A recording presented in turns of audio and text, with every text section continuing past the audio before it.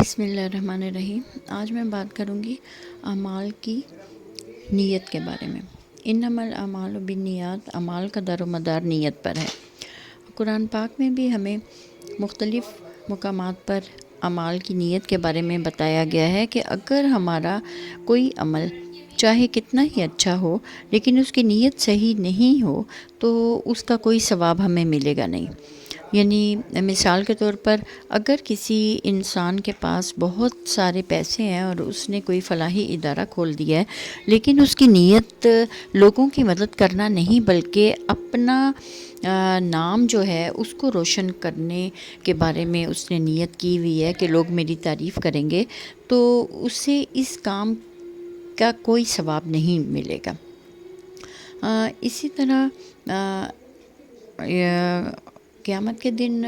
اللہ تعالیٰ کے سامنے ایک شخص کو لایا جائے گا جس کا نامہ اعمال جب کھولا جائے گا تو اس میں حج کا ثواب لکھا ہوا ہوگا۔ تو وہ شخص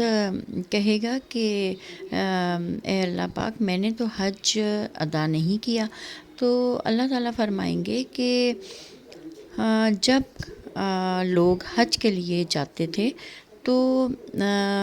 تم اپنے دل میں یہ نیت کرتے تھے کہ اگر مجھے اللہ تعالیٰ نے توفیق دی تو میں حج پر ضرور جاؤں گا، اور تمہارے دل میں حج کرنے کی تڑپ کو دیکھ کر میں نے تمہارے نامہ اعمال میں حج کا ثواب لکھ دیا۔ اسی طرح ایک حدیث میں ہے کہ حضرت ابو بکر صدیق رضی اللہ تعالیٰ عنہ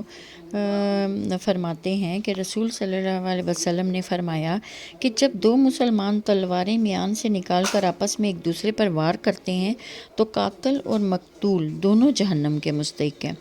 تو صحابہ نے ارشاد فرمایا کہ یا رسول اللہ، قاتل کے بارے میں تو ہم سوچ سکتے ہیں کہ یہ صحیح ہے کہ وہ جہنم میں جائے گا، لیکن مقتول تو بیچارہ قتل ہو گیا، وہ کیوں جہنم میں جائے گا؟ تو رسول پاک صلی اللہ علیہ وسلم نے فرمایا کہ کیونکہ وہ دونوں ایک دوسرے کو قتل کرنے کی نیت کر کے ایک دوسرے پر حملہ کر رہے تھے، تو اس وجہ سے دونوں کی نیت جو تھی وہ قتل کی تھی۔ اب دونوں ہی اس نیت کی وجہ سے جہنم میں ڈالے جائیں گے۔ ایک اور حدیث میں ہے کہ حضرت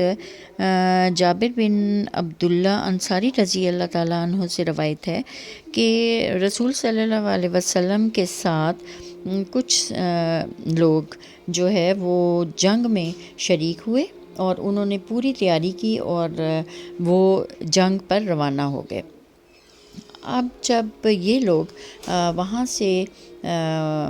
اپنے علاقے سے، مدینہ میں یہ تھے، مدینہ سے روانہ ہو گئے اور کچھ دور گئے تو رسول پاک صلی اللہ علیہ وسلم نے اس سفر کے دوران لوگوں سے کہا کہ ہمارے دو صحابی جو ہیں وہ اپنے گھروں میں ہی مجبوری کی وجہ سے ٹھہر گئے ہیں،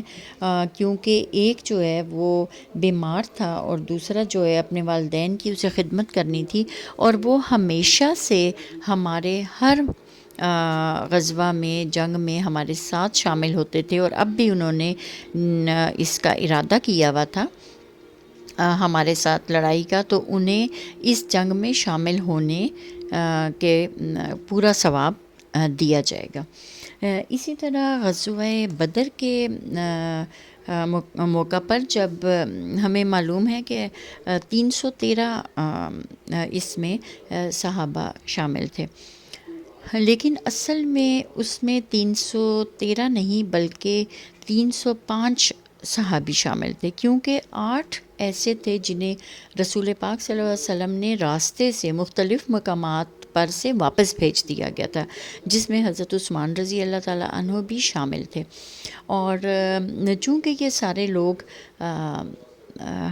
اس کی لڑائی کی نیت کر کے، جہاد کی نیت کر کے آئے تھے، اس وجہ سے انہیں اس غزوہ کا ثواب بھی ملا پورا،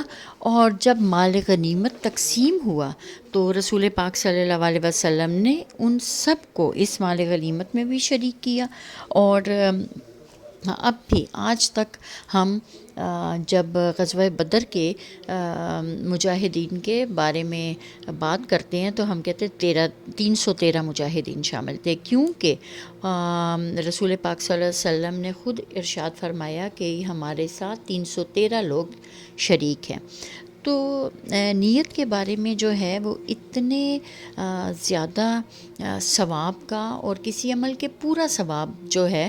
وہ مل جاتا ہے۔ اب ہماری جو عام روٹین ہے، ہم کام کرتے ہوئے اپنے کسی نیت پر غور نہیں کرتے، یعنی ہم نماز کی نیت کرتے ہیں اور جب روزہ رکھتے ہیں اور کھولتے ہیں پھر نیت کرتے ہیں، لیکن ہمیں اس چیز کے بارے میں علم نہیں ہے کہ ہم جب کوئی چھوٹے سے چھوٹا کام بھی کریں تو اس کے بارے میں